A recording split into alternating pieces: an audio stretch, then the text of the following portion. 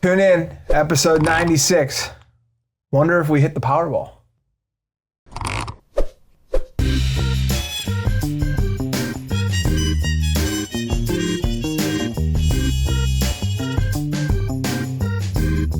You're listening to Between Two Bridges, a business-to-business podcast.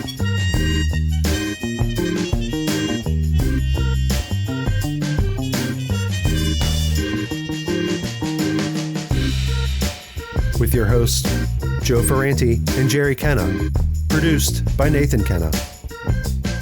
Interviewing entrepreneurs, business operators, and investors. This episode is brought to you by Wash, because laundry shouldn't cost your time. Wash delivers. Sign up at pickupwashdeliver.com. Do the wash. Skip the hassle.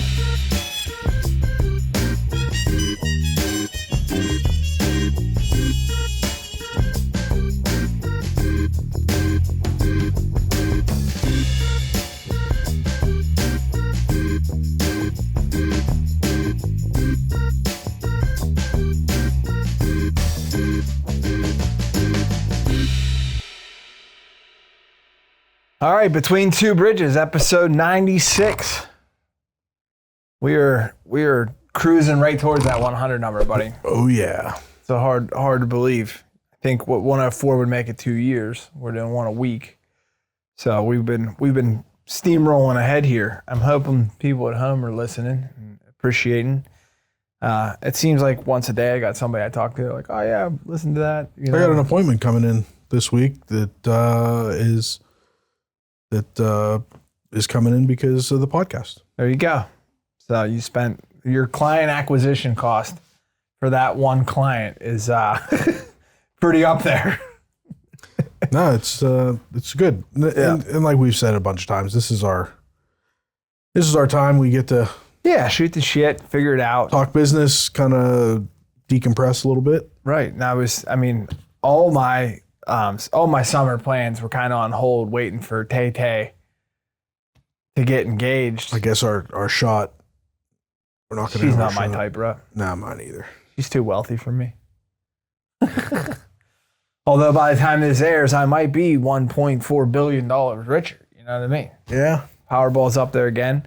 You going to take the cash though, or are you going to take the? I'd take the cash. Take the cash. You're not going to be a billionaire off of it. That was $568 million. So yeah, I think that'd be enough. Yeah, you could do a lot of damage.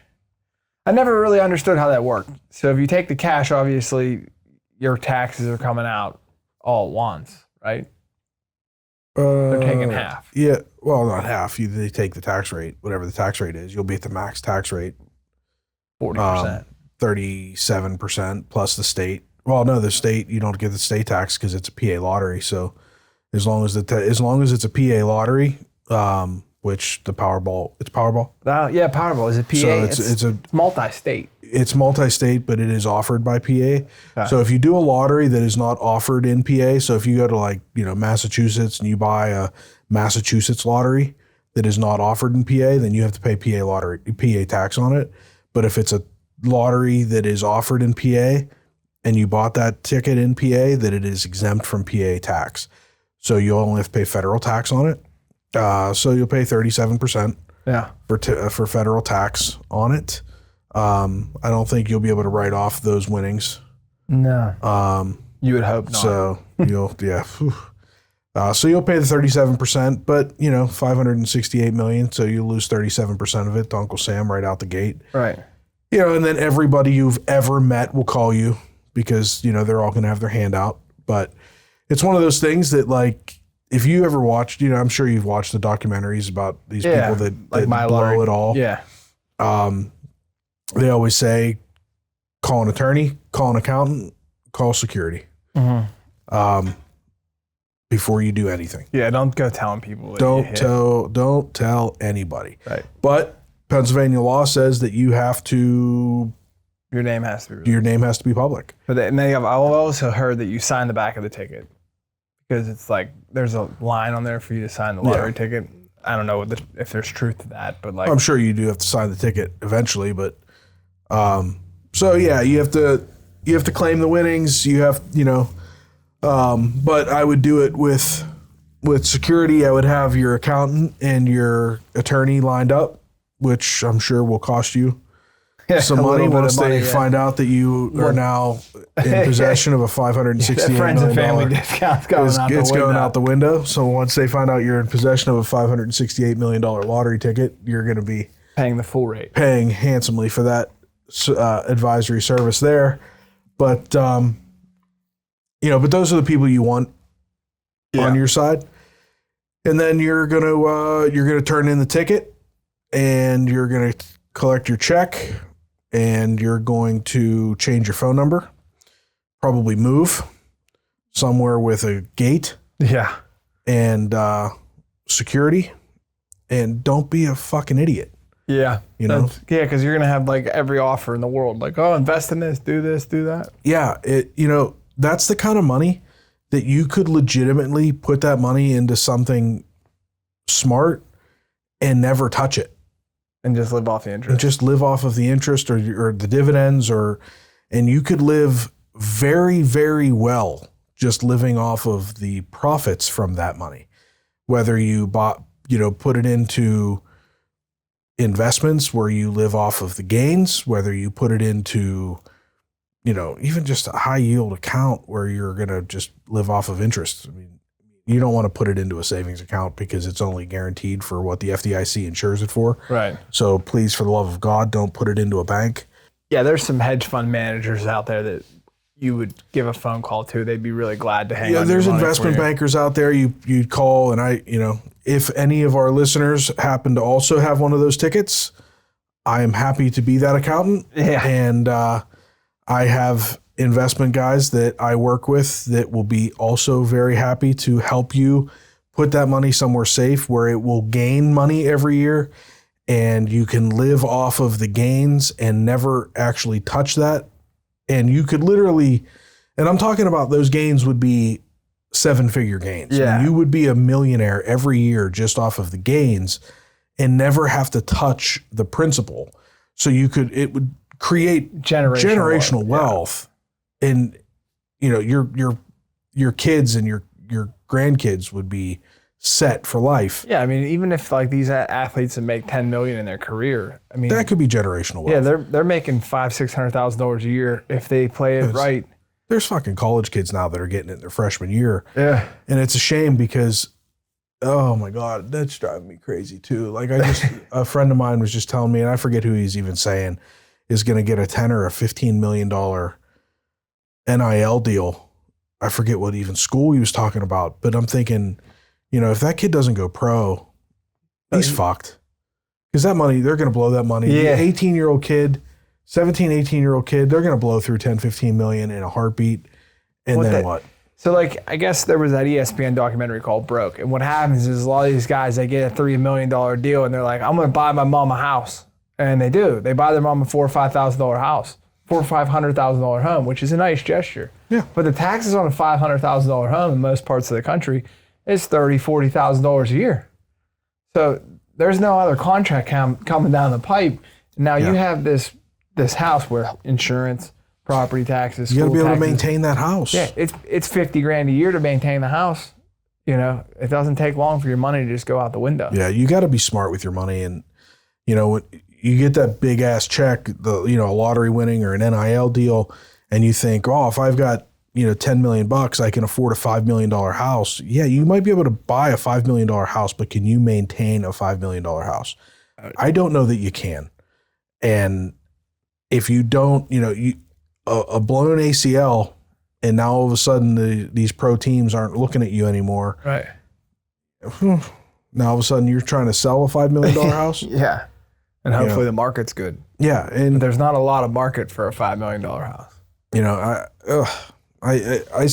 It used to be just that the risk was these kids that were dropping out of school to go into the draft, and then they get hurt in their first year in the NFL. Now it's happening in college, man. Ugh. Yeah, but I mean, good for the athletes though, because how many of those guys didn't get $1? That played 3 years, were going to go number one, blow an ACL out in the Sugar Bowl, and I just hope that somebody is helping advise them to don't be stupid. Yeah, I mean, I know what I would have done with $5 million when I was 20 years old. Dude, at 18 years old, I couldn't even, I mean, I had a full-time job. I was making decent money and at 18 and I blew it all on stupid shit. And I was making like 30 grand a year. Yeah. Okay. Like what are these kids doing with 10 million? Yeah. I mean, they're driving Lamborghinis. I mean, like I saw a thing where the parking lot, the players' parking lot at one of these schools looks like an exotic car dealership. Oh, so stupid. Yeah. And it's hard. That's that even more separation for the kid that just walked on, you know, like he's still driving a, 1987 Dodge Dynasty, like, and he's pulling up, these kids are making millions of dollars. It's so stupid. I mean, they're going to figure out a way to like put a salary cap in on it. They're going to, Yeah. right now it's the Wild Wild West. It is. And yeah, that'll help the schools. The salary cap will help the schools. It's not going to help these kids. Yeah. And like they're right here locally, like Eli Holstein, right? From Pitt. If he were to see it through here, Pitt has a chance to have a really good quarterback in a year, you know? But if he plays well this year, some teams can offer him he's big gone. money. He'll be in LSU next year. Yeah. So it'll be interesting to keep an eye on all that shit. But yeah, there's multiple lottery winners going on in college right now. Yeah. So what's the first thing you're gonna spend your money on if you hit that Powerball? You know, you got to, when you buy the ticket, you got to think Is like it tonight? that. It's yours tonight. Yeah. Oh, I didn't get my ticket. Oh, you'll be all right. We got one ticket. We'll be all right. Yeah. But I would just pay off my employees, man. That would be the first thing. That would be my first order of business. Because if I didn't, they're going to need work and they're going to need money, right? So the deal would be structure a contract for all of them saying, here you go, $1 million.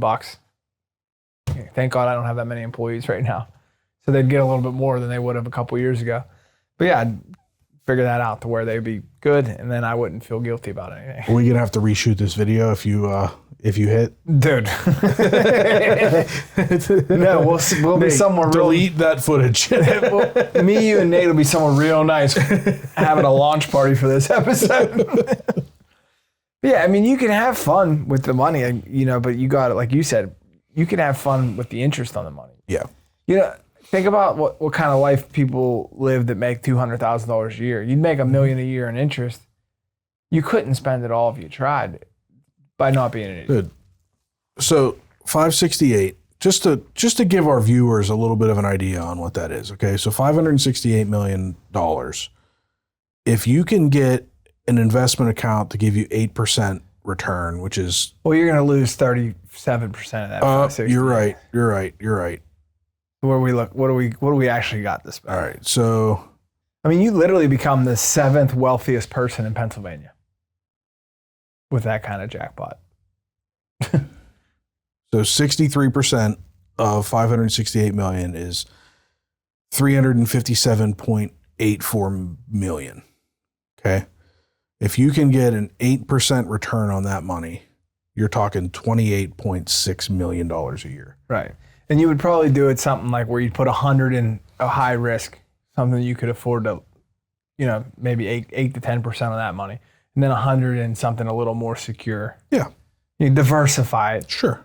I mean, I'd put but it you're all still in. talking, you know, say you're talking 20 to $25 million a year in just some sort of conservative. Right. I mean, that's a shit ton of money. Yeah. We don't know anybody that makes $25 million a year. Listen, you're talking $2.4 million a month. Chilling. That's a lot of money, and that's never touching the principal. Yeah, and you don't have to set an alarm, wake up for that. You don't have to. That's just money that's going to go into. That's what your account is going to grow every year. Yeah. Every month, your account's going to grow by that amount. Focusing on my health. I want to live a lot longer. Yeah. So you wake up, and your account's going to grow that much. So you can just keep pulling it. And if you don't pull it, if you decide, hey, I can live on $1 million a month, which everybody in the world can. Yeah. If you can live on $1 million a month, then that money is going to grow exponentially. It's going to grow even more than that. And you could end up. Yeah, theoretically, I mean, you know, $100,000 a month is a baller's budget. You know what I mean? That's car payments and house payments for galore. Yeah. You know? Yeah. And you said about moving, I don't even think I'd want to move. I think you'd have to find someone that's really good at the internet and scrub your Yeah, scrub your that's the name. problem though, dude, is that They're going to you'd find almost have to move just because anybody that knows you is going to be looking for you. Yeah. Like people know who you are. They know where you live. So you're saying there'd be more people at the Fall Fest this year than ever before. So you'd have to buy a different house that's secluded and gated. And you know, I'm not saying to go out and buy a $40 million house. Yeah. I'm saying my lane. That would be awesome. You know, go buy a house that maybe is $2 million. Right. Because you're probably gonna have to spend that just to get a house that's secluded enough with the iron gates in front of it. Right. But if you can go buy that so that you can just have the security and the anonymity. Yeah, because then you could keep it clean. Right now, too many people know where you live. And I'm talking about putting it into a charitable trust or a trust that is, I mean, you have to hide yourself, man. You have to think, and that's what the attorney's for, that's what the accountant's for. You have to start thinking like a billionaire. You know, you can't Google where does Elon Musk live, and there's a reason for that. There's a reason why you can't just go online and say, where does Ben Roethlisberger live? Because this guy needs privacy, because every asshole in Pittsburgh would be knocking on Ben Roethlisberger's door every day.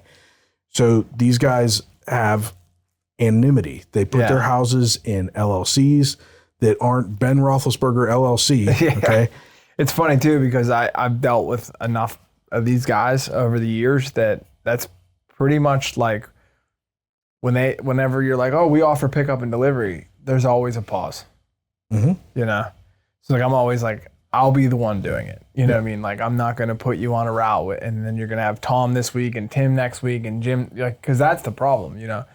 I mean, I'm sure when they get packages delivered from Amazon, it doesn't say like Ben Roethlisberger on the package. Right. I mean, I don't know. But I would assume that there's like a company that's buying the shit and getting it shipped there. Yeah. Because all it takes is one asshole. And then you're like Tommy Maddox and you got garbage in your yard. I mean, what do they call it? Paparazzi. I mean, there's a whole industry of people that leak that shit. Yeah, in dox Allegheny people on the County, you used internet. to be able to go on the real estate portal and look up first name, last name. Yep. And they took that down because people were searching judges and shit and showing up at their houses. Right. You know, police officers and stuff. I mean, that's dangerous shit. Yeah. You can't do that.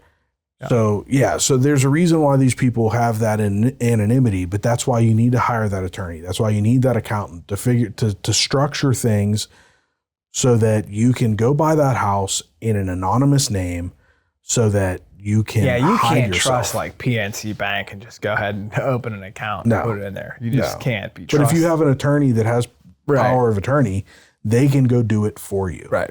They can, they can set themselves up and they can go be your face. Right.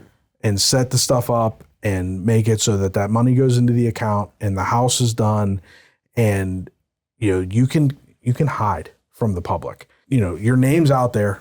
You're a public figure because all of a sudden the state is going to blast you everywhere. Right. Because they have to. It's a big news story. It is, because they need to make sure that they legitimize this lottery, because they're selling these tickets all over the country and taking people's money, and they have to be able to show, see, we gave it to somebody, so that's why they do it. Yeah, and like in California, compared to Pennsylvania, because there's tickets are sold all over the country. In California, they announce the guy's name, right? And there's so many people in California. Mm-hmm. Like if it's Joe from O'Hara, there's not that many people. They're gonna start, and everybody's gonna come looking. Yeah. I mean, it's gonna be every investor, every insurance broker. And you have to also Scumbag. remember, I think people probably give their friends and family too much credit. Okay. Yeah.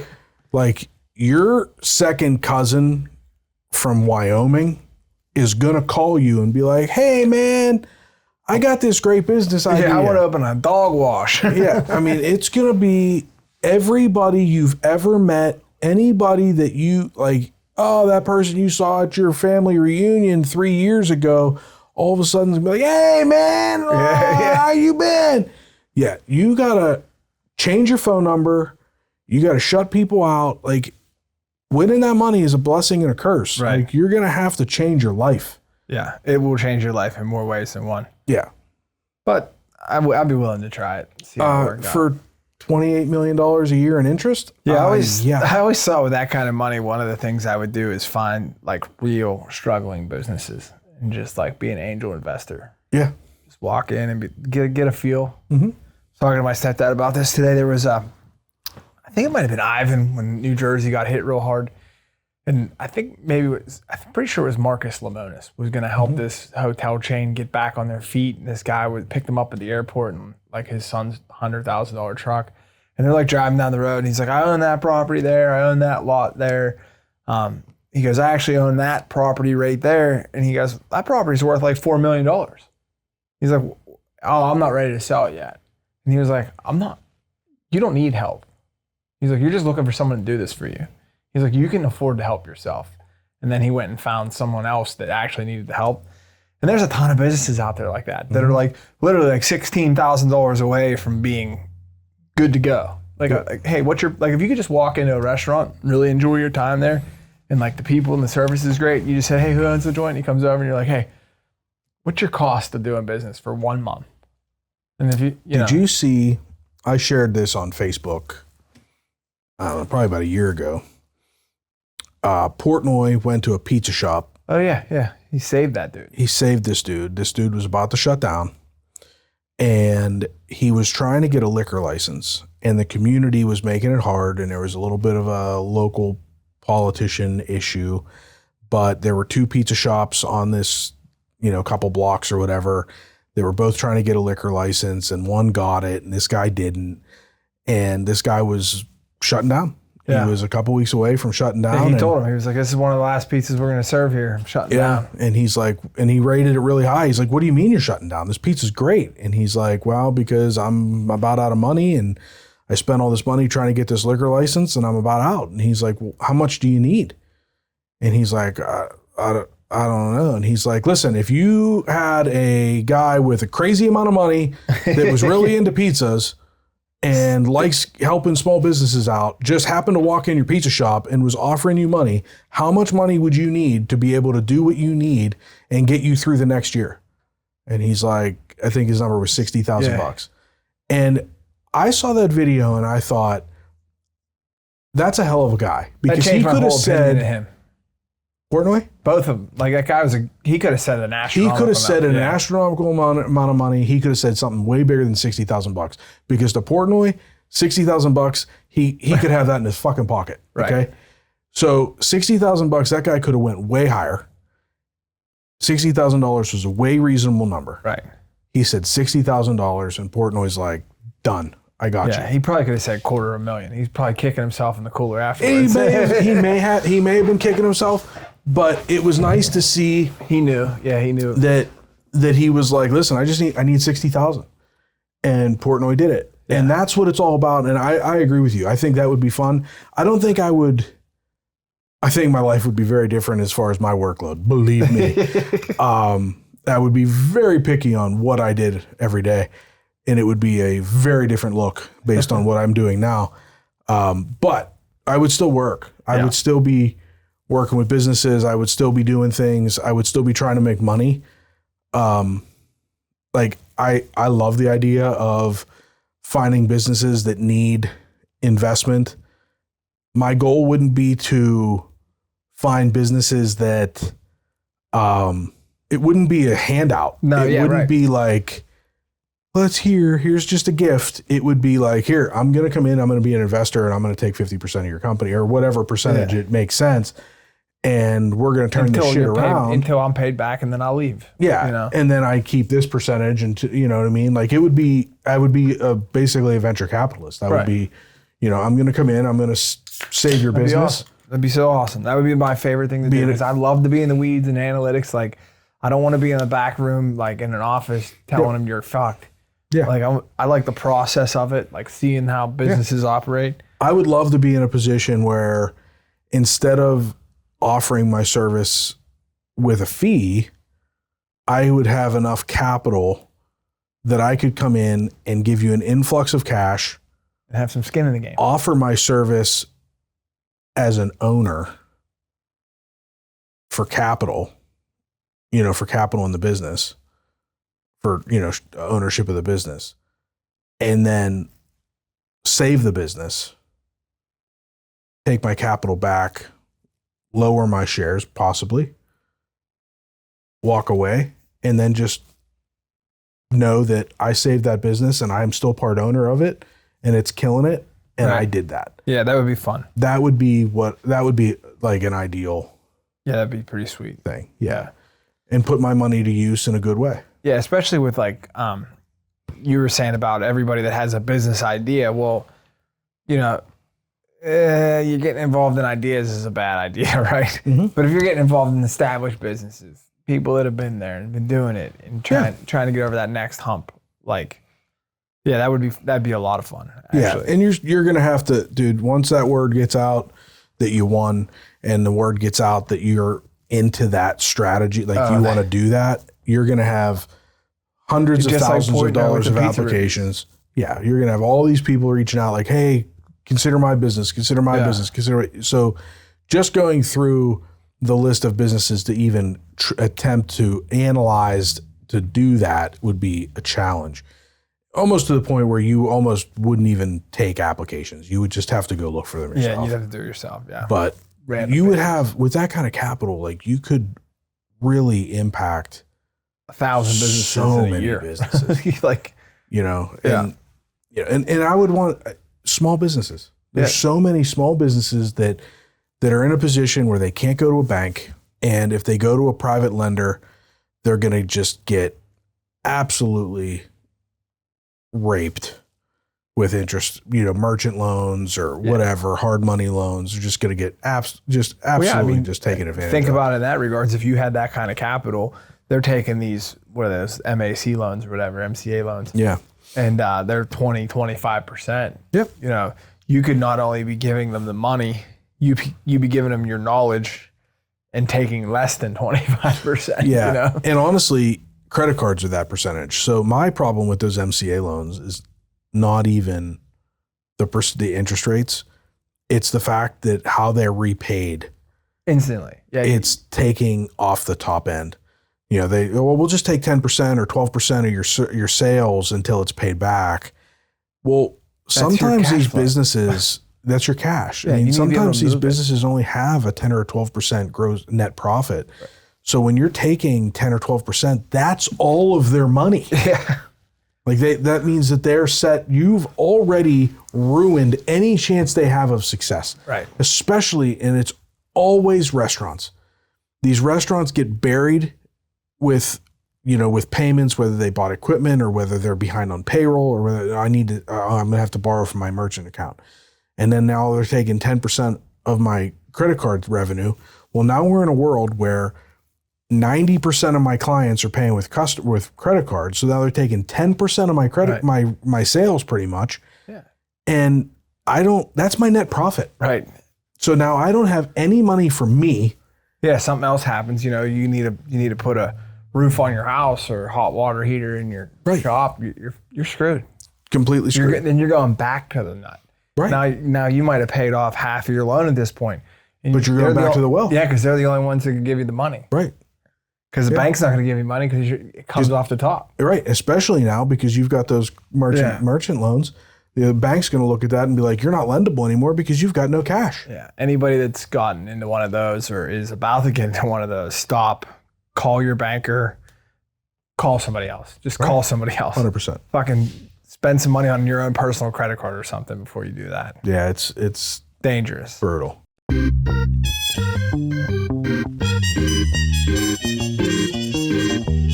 Thank you for listening. And now a brief word from our sponsor.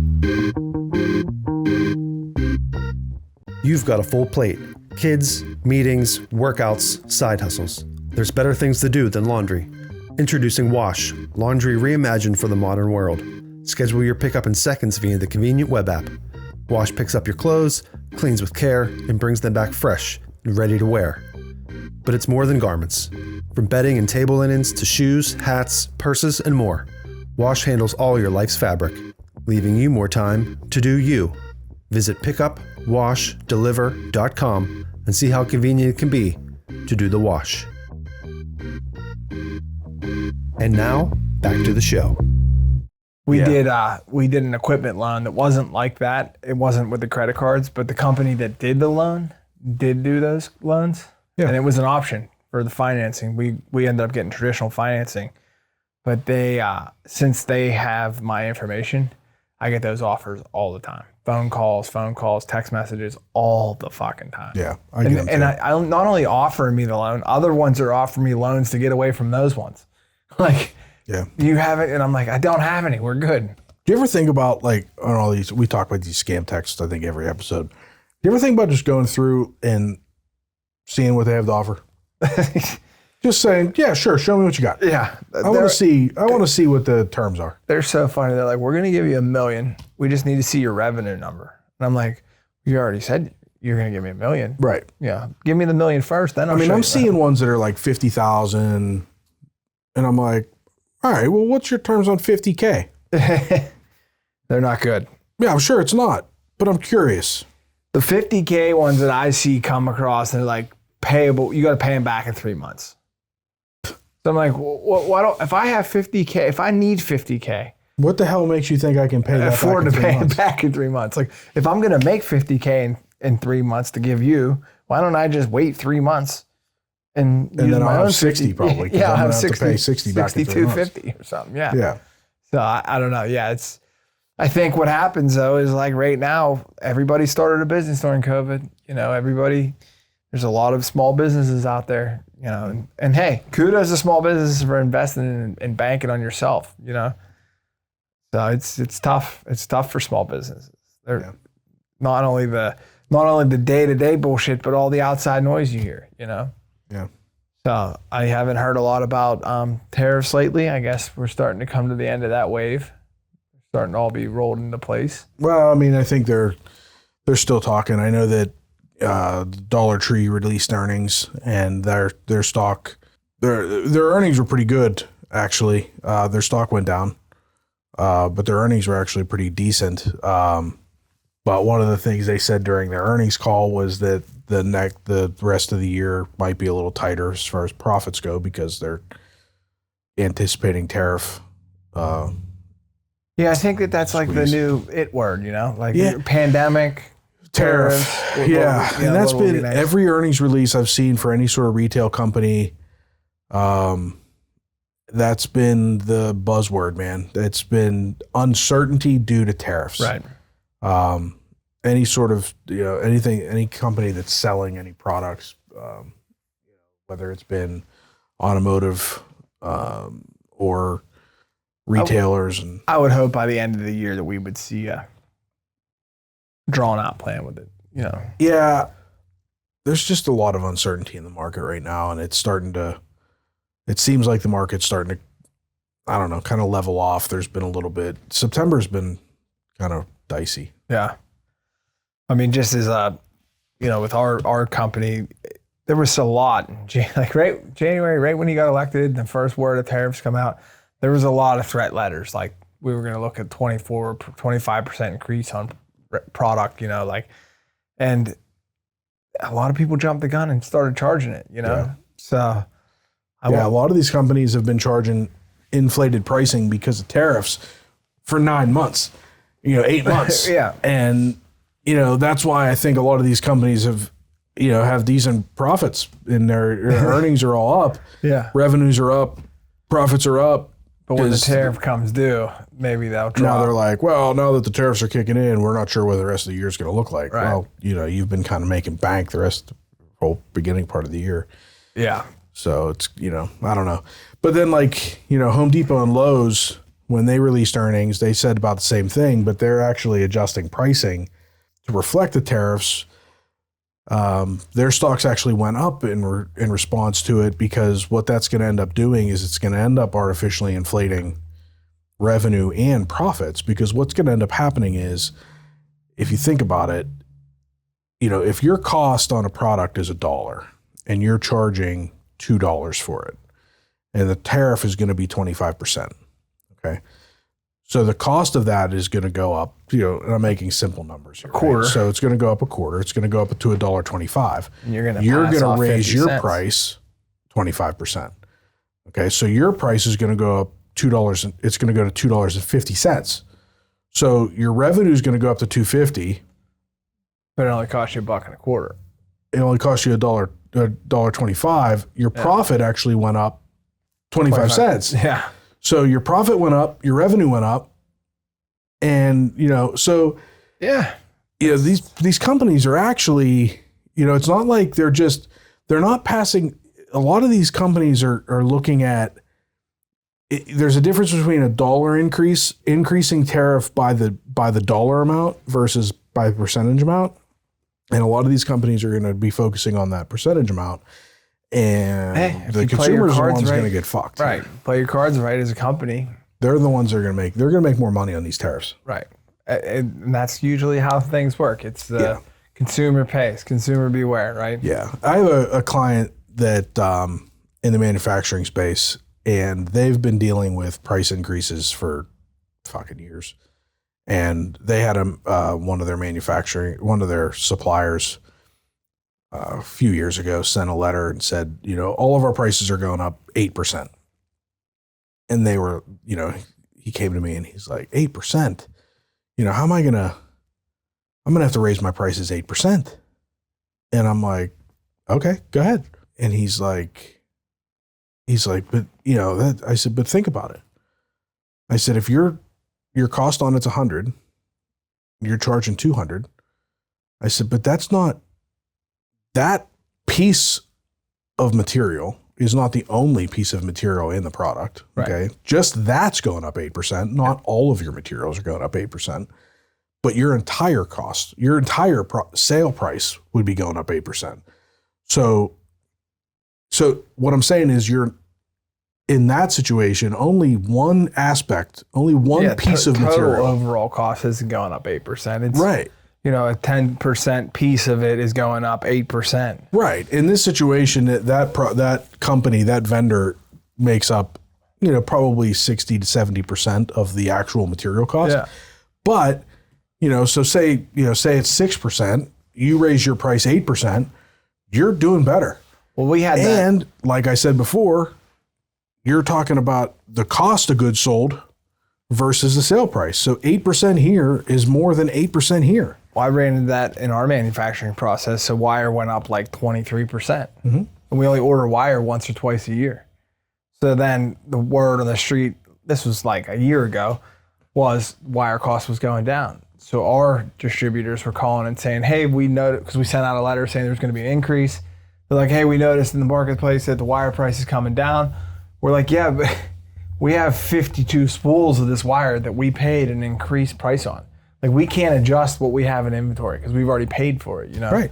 So, I mean, some of them understood and some of them griped and bitched and complained. But like, at the end of the day, I always feel in a business, unless you are so cash flush, and that's why I have problems with big business. It's like they're paying their CEOs $30 million, an 8% increase is just to keep his $30 million in his pocket. You know what I mean? And if you are doing so much business that you were going through that inventory so quickly that change you were actually going to see that difference in that cost go down, but you're still sitting on the inventory. Right. And that's the funny thing about like small businesses. They're always the ones that people don't call up, major corporations and say, hey, I noticed that shipping costs have gone down. Why aren't these Nikes coming down? Right. It's like, no, because they've set the standard. The price is the price. The price is the price. And it's never coming back down. No, never. Like my poly costs are up. Our prices are up right now. They're never coming back. Right. And that's, look at gas stations. Yeah. You know what I mean? The cost of a barrel of oil goes up. The price at the gas station goes up. Well, that gas is still in the ground. Yeah. You didn't just get that delivery today. Right. That gas was there delivered last week. And you're not going to lower it if the next truckload drops. You're going to ride it out. Right. I mean, you're adjusting pricing based on what the commodities is today, not what you paid for that 100%. Gas. And there's definitely pricing manipulation. And then there's also the fact that the gas station across the streets charges 10% more, 10 cents more. So I'm going to raise my price 10 cents more. Absolutely. So, which is totally against the law. Right. Now, but what are you going to do? Yeah. But then every once in a while you'll see like Sheetz will be like, well, fuck everybody. I'm going to drop mine down 40 cents, I'm going to steal everybody's business. Or you get off the wrong exit and there's one gas station and it's like Tom Clark's Exxon from 1941. It's 50 cents higher than everybody else. Everywhere in the state, you're like, oh man. Dude, I went to Starbucks on the Turnpike. We went away this last weekend, and we were up in the mountains, and we left early in the morning, and we needed decent coffee. So we stopped at the Starbucks at the rest stop in New Stanton. And 2 coffees. $12. So I got a flat white. Yeah. And my wife got a matcha something or other. Okay, so they weren't just regular coffees. $17. Yeah, I would have got a beer. I'd have been like, you're driving $17. Because it's on the Turnpike. Yeah, and you get pissed off, but then as a business owner, you think, okay, well, what's their rent on the Turnpike? Because the Turnpike, their rent in that facility's got to be exorbitant. I don't know. High. Is it? I can't imagine. Or is it just because it's a captive audience and they're like, fuck you, where you go? It might be a combination of both, but I'd imagine the rent of space, like, when Burger King's on the Turnpike, it's not cheap. I don't know. Or it could be a pure volume thing too. Like, you might think they have a captive audience, but they're not doing a ton of volume. So like a Burger King on Route 8 might do 10,000 cheeseburgers a day, but that one might only do 1,000. But they got to. That'd be interesting. I'd be curious to see. Anybody that owns and operates a business on the Turnpike. I wonder if I know, because I have clients that work for like some of the food purveyors that supply this product to those places. I wonder if they would know based on what those places are selling, what kind of volume those places are doing. Yeah, I mean, I'm sure it's like anything else. There's ebbs and flows. Like if it's... I'm sure there's times a year that they're busier, of course, and travel times and days of the week, stuff like that. But I kind of feel like, because, gas is more expensive on the Turnpike than it is anywhere else. Captive audience. Captive audience. Where are you going to go? They're just screwing you. Yeah. So, I don't know. Yeah, it's... And you don't want to be like... I know a lot of... I've dealt with people that are penny pinchers, and you don't want to... That is a tough life to live, of being a penny pincher. But I would never be a penny pincher in a private little mom and pop coffee shop. If I went in a mom and pop coffee shop, $17, I would have never said another word about it. But going into a Starbucks where it's all the same price at every Starbucks everywhere in the country, but then you go to the one on the Turnpike and it's $17 for 2 coffees. It's go fuck yourself. Yeah, Sarah said she worked when she lived in Hawaii, she worked at the Starbucks on the Big Island, and it was expensive as shit because it was at a hotel resort. Yeah. People were on vacation, And it's a captive audience. Yeah. So, yeah, it's interesting. I'd like to think that my customers are all captive. Yeah. But, yeah, I mean, so that's where we're at, folks. We're just, every day is different, Every day. So we're enjoying it though. Yeah. But yeah, so if you don't see any other episodes after this one airs, it's because we have found other money and other resources. Millionaires. Oh, we'll still do the podcast, 100%. Oh yeah, we're just gonna be. Yeah, if you think this studio is cool. Oh yeah. The office will be massively renovated. And I think also our guests, we would be able to pay some of these fees that some of these people want. Yeah. And then we would just bounce the check on them. that would be I still don't think I'm paying some of these. So you can fuck yourself. I'm not doing that. No way. If you want to do it, do it. If you don't, fuck off. We're just shooting a shit here. This is fun. I'm not paying. Go fuck yourself. Yeah. So, all right. Well, love you, bud. Next time, we'll go from there. That's it. All right, man. All right. Thank you for listening to Between Two Bridges, a business-to-business podcast. Find and follow us on your preferred podcast streaming platform. Like and subscribe, and leave us a rating and review. You can join us socially on Facebook, Instagram, TikTok, and X. You can email the show at info@betweentwobridgespodcast.com. Until next time, make it till you rake it. Good.